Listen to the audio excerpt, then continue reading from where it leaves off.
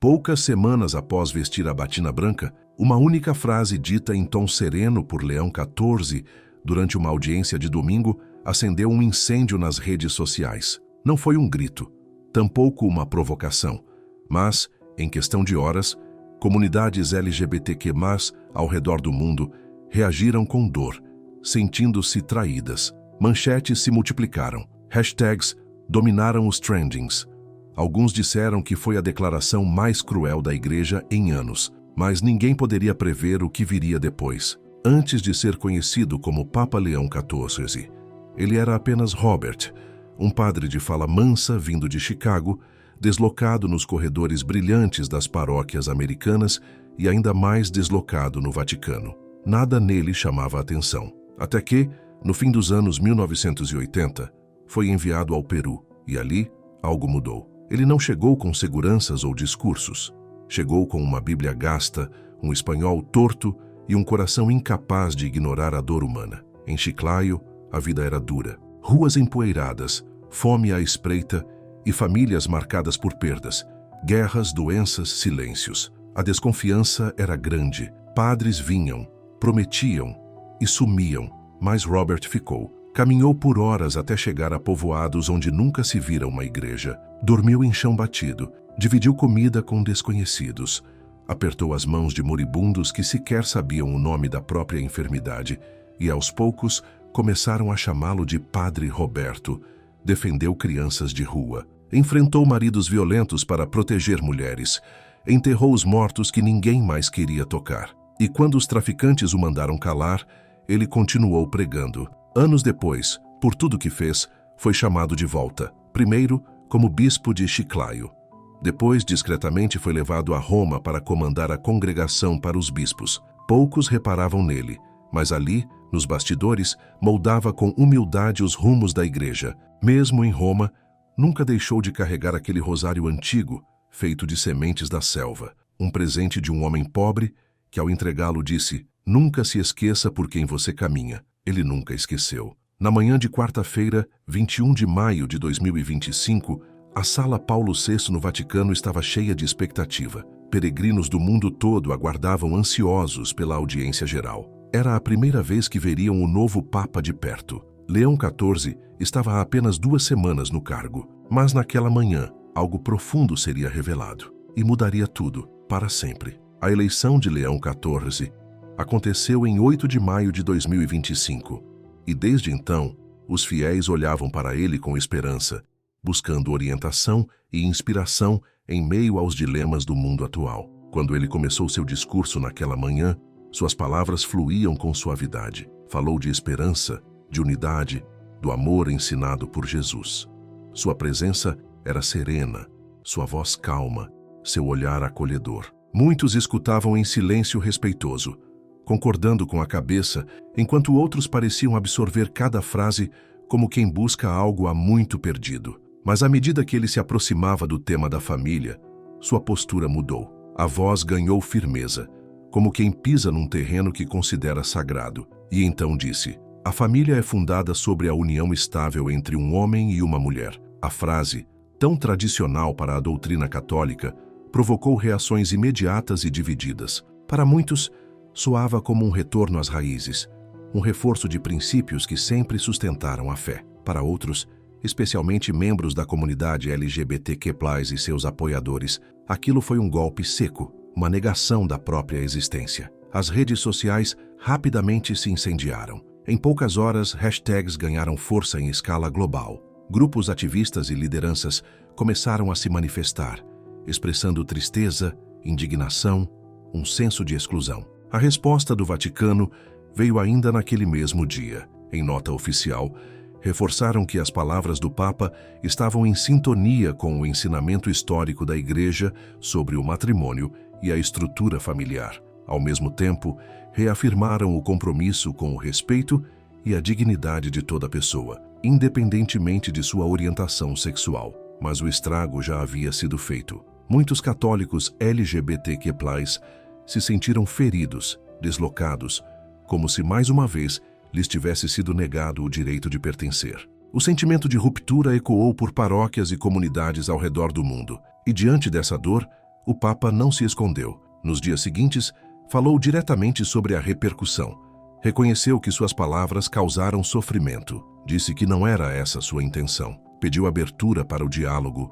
Fez um apelo à empatia. Lembrou que a igreja precisa ser casa para todos, não apenas em discurso, mas na vivência do amor que acolhe e escuta. Esse episódio se tornou um marco precoce em seu pontificado. Deixou claro que liderar uma igreja global, com tantas vozes, histórias e feridas, exige mais do que firmeza doutrinária. Exige coração aberto, coragem para escutar e humildade para caminhar com quem pensa diferente. Foi um início turbulento, sim, mas talvez justamente por isso tenha sido real. E real é onde a fé, tantas vezes, encontra o seu terreno mais fértil. Em menos de 2 horas após o pronunciamento de Leão XIV, na audiência geral no Vaticano, sua frase, "A família é fundada sobre a união estável entre um homem e uma mulher", já havia sido traduzida para 7 idiomas e repercutia em mais de 50 veículos de imprensa. Não era só a mídia religiosa que comentava. O mundo inteiro parou para ouvir. E não foi porque ele disse algo novo, mas porque dessa vez o impacto foi profundo demais para ser ignorado. Para muitos católicos, aquelas palavras apenas reafirmavam o que sempre foi pregado: coerência, tradição, estabilidade. Mas para milhões de pessoas LGBTQ+, e seus aliados, soou como mais um lembrete cruel de que, dentro da igreja, ainda são vistos como uma exceção incômoda. A dor não foi provocada só pela frase em si, mas pela forma como o silêncio em torno de suas vivências continuava sendo mantido. Às 12h10, um jovem ativista católico de Buenos Aires postou no Twitter: "Eu acreditei nele, de verdade. Achei que o Papa Leão XIV era diferente." Em menos de 6 horas, aquela frase foi compartilhada mais de 40 mil vezes. Do outro lado do mundo, em São Francisco, o grupo de apoio Abraço de Cristo publicou no Instagram uma imagem preta com a citação do Papa em destaque, circulada de vermelho. Nenhuma legenda, só um silêncio denso e cheio de significado. Nos comentários, desabafos surgiam de todos os cantos.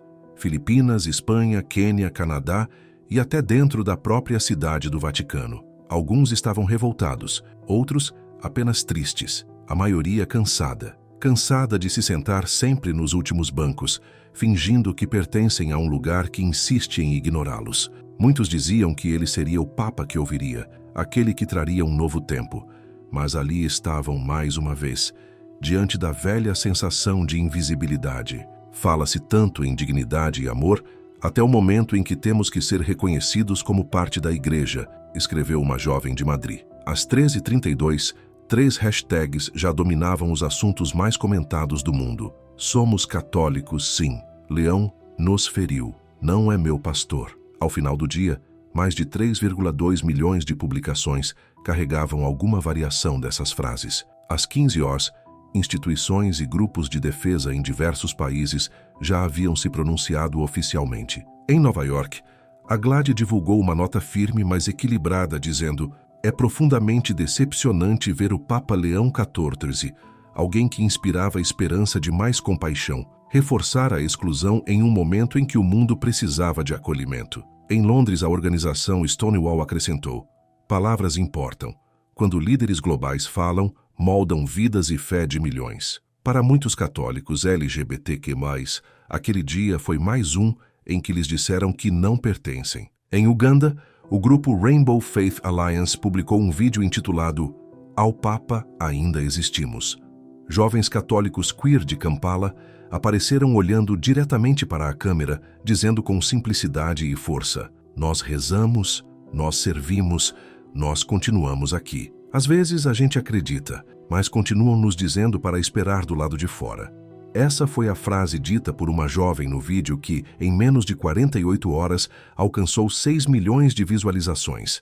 Era impossível ignorar. No fim do dia 21 de maio, praticamente todas as grandes redes de comunicação já repercutiam o impacto das palavras de Leão XIV. A CNN questionava se o novo Papa estava fechando as portas que a Igreja havia prometido abrir. A BBC se perguntava se aquilo teria sido apenas um deslize ou o traço definitivo de um novo posicionamento. A Al Jazeera reuniu estudiosos católicos de diferentes países para discutir as implicações da fala. E no YouTube, a Vox trouxe uma análise profunda da história entre a Igreja e os fiéis LGBTQ+, destacando onde, afinal, se posicionava agora o Papa que todos observavam com esperança. Centenas de vídeos de reação começaram a aparecer. Um deles, que viralizou de forma comovente, veio de um jovem brasileiro chamado Lucas de Cruz.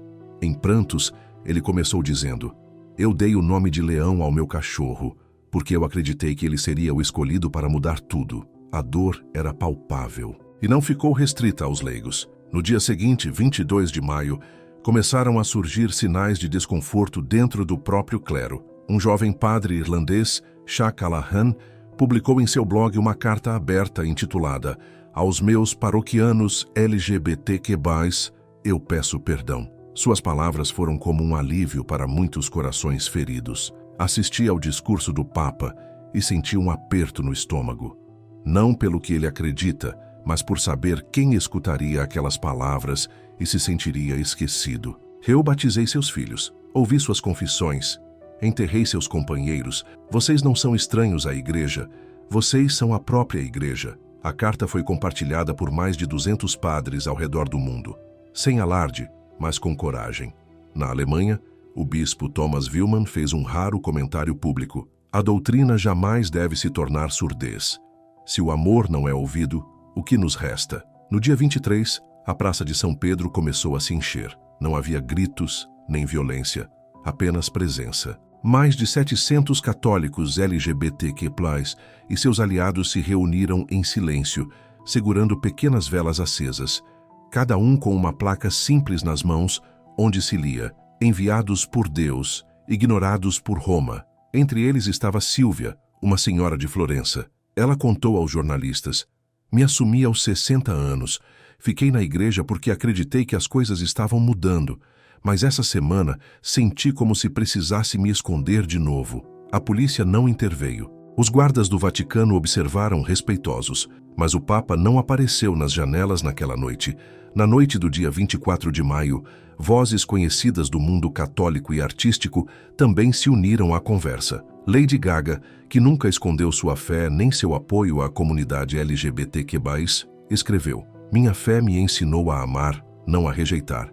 Nós ainda importamos." O ator Andrew Scott, católico assumidamente gay, comentou durante uma entrevista em Cannes: "Não foi apenas decepcionante, foi perigoso. Quando palavras partem do topo, elas ecoam nos muros de cada igreja que já fechou suas portas." Até o cardeal Joseph Tobin, de Nova Jersey, publicou uma mensagem sutil, mas certeira: "Nossos bancos estão cheios de pessoas tentando pertencer.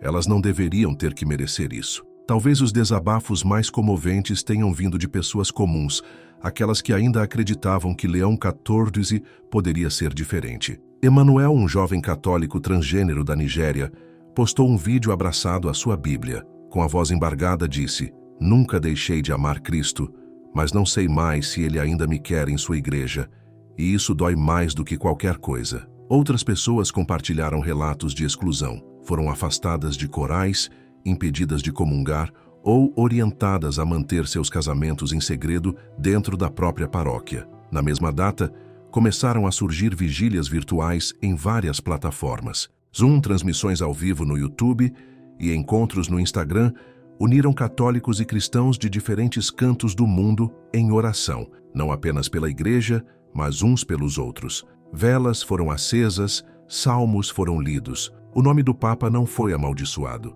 mas seu silêncio, esse sim, foi duramente questionado. Em uma dessas transmissões, promovida por um grupo chamado Fiéis e Queer, a oração final tocou milhares: "Que a pedra que foi removida do túmulo jamais volte a ser colocada por medo do amor." No dia seguinte, 25 de maio, mais de 100.000 pessoas já haviam assinado uma petição aberta ao Papa Leão XIV. O texto não pedia mudança de doutrina, mas compaixão. Não exigia concordância, mas reconhecimento. "Não queremos que o Senhor mude o que acredita. Queremos apenas que o Senhor veja que ainda estamos aqui." Entre os signatários, havia padres, freiras, ministros da juventude e até ex-seminaristas que haviam abandonado a vida religiosa por dores semelhantes. Foi então que, na sexta-feira, 23 de maio de 2025, Apenas 2 dias após suas palavras sobre família causarem uma reação global, o Papa deu um passo que poucos esperavam.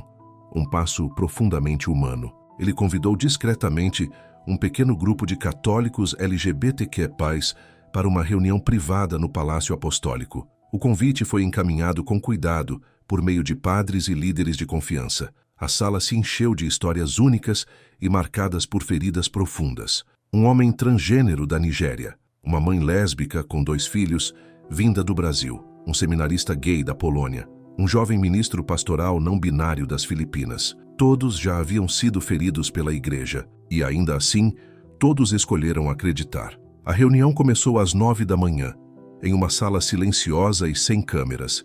Apenas pessoas, fé e verdade. A sala era simples, nos arredores da biblioteca papal.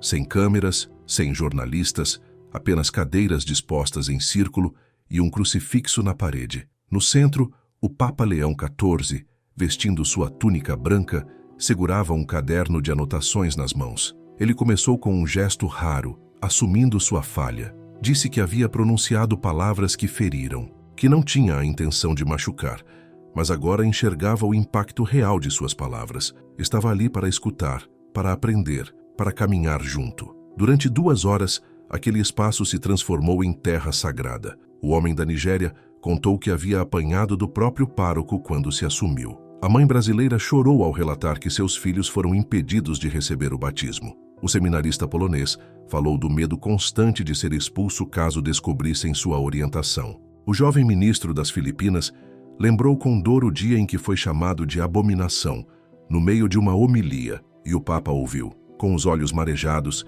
e as mãos levemente trêmulas, anotava tudo com atenção e respeito. Às 11h15, ele voltou a falar. Disse que aquelas histórias haviam atravessado seu coração, que a igreja precisava ser um abrigo e não uma fonte de dor. Admitiu que não podia mudar a doutrina de um dia para o outro, mas podia sim transformar o tom, o modo de olhar, a maneira de acolher. Então, anunciou a criação de uma nova comissão papal. Seria uma comissão dedicada à inclusão, com a missão de refletir sobre como a igreja poderia acolher e apoiar melhor os fiéis LGBTQ+, sem abandonar os princípios centrais da fé. E o mais importante, essa comissão teria vozes da própria comunidade. A notícia se espalhou rapidamente. Às 14h, o Vaticano já havia confirmado o encontro e a criação da comissão. Às 18h, jornais e sites do mundo inteiro estampavam manchetes como Papa Leão XIV busca reconciliação com católicos LGBTQ+. Vaticano abre novo capítulo e inicia diálogo sobre inclusão. As reações, como era de se esperar, foram diversas. Setores mais conservadores demonstraram preocupação com possíveis mudanças doutrinárias. Já grupos progressistas celebraram o gesto, mas cobraram atitudes concretas. No entanto, em meio aos extremos, algo suave e poderoso começou a brotar: esperança. Pela primeira vez em muito tempo, milhares de católicos LGBTQ+ sentiram que talvez houvesse espaço para permanecer. Nos dias seguintes, Leão XIV manteve a ponte aberta. Reuniu-se com teólogos, ouviu especialistas e, sobretudo, seguiu escutando, não com ouvidos apressados, mas com o coração de quem, enfim, começava a entender. Naqueles últimos dias de maio de 2025, algo começou a mudar discretamente dentro dos muros do Vaticano. O Papa Leão XIV havia orientado os bispos a revisarem com atenção o cuidado pastoral dedicado aos fiéis LGBTQ+, incentivando também o uso de uma linguagem mais inclusiva nas celebrações litúrgicas. Escreveu uma carta para ser lida nas paróquias,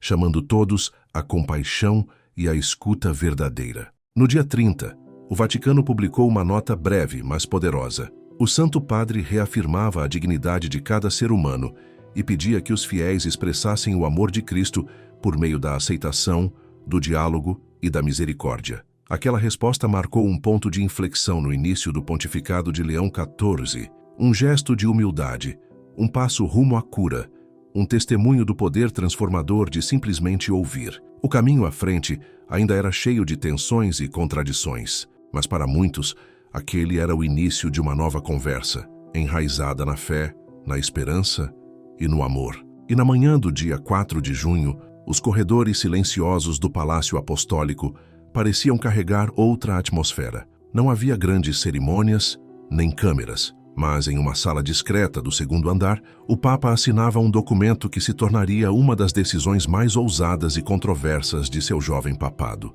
Não era uma mudança doutrinária, tampouco um pedido formal de perdão. Era a criação de algo que até então nunca havia tido espaço oficial dentro da Igreja, a Comissão Papal para a Inclusão Pastoral. Era um grupo pequeno, diverso, profundamente singular, construído não para concordar, mas para escutar. A pergunta que os guiaria era simples e brutalmente honesta: como a Igreja pode permanecer fiel à sua doutrina e, ao mesmo tempo, acolher com verdade aqueles que ela mais feriu? O anúncio foi divulgado em apenas 2 parágrafos, às 3 da tarde, no horário de Roma. A maioria dos veículos de imprensa sequer percebeu de imediato, mas dentro de 1 hora, as redes católicas fervilhavam. O que chamava a atenção não era apenas o anúncio da comissão, mas os nomes que a compunham. Entre eles, o padre Miguel Soraniano, jesuíta mexicano que dedicou 20 anos ao cuidado de jovens LGBTQ+, em situação de rua. A irmã Clara Arendt, freira alemã e conselheira especializada em traumas, defensora incansável da inclusão desde o início dos anos 2000. Matteo Graziani, historiador católico de Bolonha, assumidamente gay, que um dia dissera achar que jamais pisaria numa sala oficial do Vaticano sem ser barrado por protestos. Rachel Obang, mãe camaronesa cujo filho transgênero morreu por suicídio após ser impedido de comungar. E talvez o mais surpreendente, o padre Darius Miksch, reitor de seminário na Polônia e conservador convicto, escolhido pessoalmente pelo Papa para representar aqueles que temem que a Igreja esteja indo longe demais. Não era um time formado para pensar igual, era um grupo construído para ouvir com coragem, com franqueza, com respeito. E o primeiro mandato daquela comissão, determinado no documento assinado por Leão XIV, era claro: recolher testemunhos de fiéis LGBTQ+, em todos os continentes. Porque antes de mudar qualquer estrutura, era preciso fazer silêncio por dentro e escutar o que, por tanto tempo, foi silenciado. Não podemos falar sobre aqueles que não conhecemos. Não podemos acolher quem nos recusamos a ouvir. Foi com essas palavras que o Papa Leão XIV encerrou uma carta interna em 5 de junho de 2025, dando forma ao espírito da nova comissão criada por ele. A missão era clara e ousada: repensar a presença pastoral da Igreja junto aos fiéis LGBTQ+, nas paróquias. Orientar padres sobre como aconselhar, consolar e abençoar sem julgar ou afastar. Reformar a prática da confissão, criando diretrizes que protejam a dignidade, especialmente de jovens que carregam medo, vergonha e risco de rejeição. Atualizar a formação nos seminários, substituindo ideias ultrapassadas por uma escuta empática e formação psicológica saudável sobre identidade sexual. E, acima de tudo, atuar na prevenção do suicídio, após dados alarmantes mostrarem que mais de 1 em cada 4 adolescentes católicos LGBTQ+, havia considerado tirar a própria vida no último ano. As reações vieram com rapidez. Naquela mesma noite, o cardeal Francesco Matti, figura respeitada na Cúria Romana, concedeu uma rara entrevista à Rádio do Vaticano. Disse que aquilo não era abandono da tradição, mas um retorno ao centro da fé. Que Leão XIV não estava pedindo a reescrita da verdade, mas um lembrete de quem ela deveria alcançar. Do outro lado do mundo, o cardeal Sara Okocha, de Lagos, afirmou que na África esses diálogos eram difíceis, mas que o silêncio era ainda mais. Segundo ele, o Papa não pedia riscos doutrinários, mas sim riscos de amor. Nem todos concordaram. O bispo Raymond de la Cruz, das Filipinas, publicou uma carta aberta cautelosa. Disse que a inclusão era nobre, mas que, se obscurecesse a clareza do ensinamento, a Igreja corria o risco de se tornar como sal, sem sabor. Ainda assim, o movimento já havia começado. Dioceses do mundo inteiro começaram a reagir. Em Los Angeles, o jovem padre Theo Rivera conduziu a primeira escuta pastoral voltada exclusivamente a católicos LGBTQ+, em sua paróquia. Não fez sermão, nem preparou discurso. Apenas colocou 2 cadeiras no altar e disse: quem estiver ferido, sente-se aqui. Até o dia 10 de junho, mais de 1.300 sessões como essa haviam sido registradas. de Rio de Janeiro a Nairobi, de Seul a Buenos Aires. Algumas paróquias se recusaram, outras temeram a repercussão. Mas houve quem abrisse as portas em silêncio, sem alarde. E as pessoas foram, porque havia sede de escuta. Havia feridas esperando serem nomeadas. E de volta a Roma, o Papa Leão XIV seguia acompanhando cada passo, não com pressa, nem com medo, mas com a certeza de que o Evangelho, quando vivido com coragem, ainda podia ser casa para todos. Todas as quintas-feiras à noite, longe das câmeras, sem assessores por perto, o Papa Leão XIV se reunia pessoalmente com a comissão que ele mesmo havia criado. Sentava com seu caderno de anotações, ouvia atentamente e repetia sempre as mesmas palavras. O que eles estão dizendo? Contem-me tudo. Ele lia pessoalmente as cartas que chegavam. Uma delas, escrita por um agricultor católico gay do interior da Argentina, dizia: "Antes eu orava para que minha voz desaparecesse. Agora só oro para que o Senhor continue escutando." Outra, de uma freira aposentada na Índia, resumia tudo com simplicidade. "O que o Senhor está fazendo é lento, mas tem o cheiro de Jesus." Então, algo mais mudou. No dia 18 de junho de 2025, o Vaticano publicou um documento de 12 páginas intitulado Linguagem Pastoral e a Dignidade de Todas as Pessoas. Não era uma mudança de doutrina, mas ainda assim foi histórico. O texto orientava os padres a deixarem de se referir a identidades LGBTQ+, como desordenadas em homilias ou confissões. Recomendava que dioceses e sites utilizassem linguagem mais acolhedora ao descrever programas para jovens, serviços de aconselhamento e catequese. Introduzia ainda um novo tipo de formação para o clero, como identificar sinais de risco de suicídio entre jovens LGBTQ+, e como agir com cuidado e humanidade. O documento encerrava com uma frase que não vinha das Escrituras, mas do próprio Papa Leão XIV. Ser pastor é aprender o nome das ovelhas, não decidir quais merecem o campo. O mundo católico reagiu. Alguns bispos nos Estados Unidos adotaram as diretrizes imediatamente. Em países como Polônia e Hungria, foram completamente ignoradas. No Brasil, 2 cardeais discutiram ao vivo num programa de televisão, um defendendo a liderança de Leão XIV, o outro afirmando que aquilo era o início do fim. Mas uma coisa estava clara: algo havia mudado, porque, independentemente da posição de cada um, o tema estava sendo discutido. Nas igrejas, nas mesas de jantar, nos corredores do Vaticano, falava-se sobre como a igreja trata aqueles que não compreende, e se aquele Papa, ainda no primeiro mês de pontificado, estaria disposto a carregar não só a cruz, mas também os que a história sempre deixou para trás.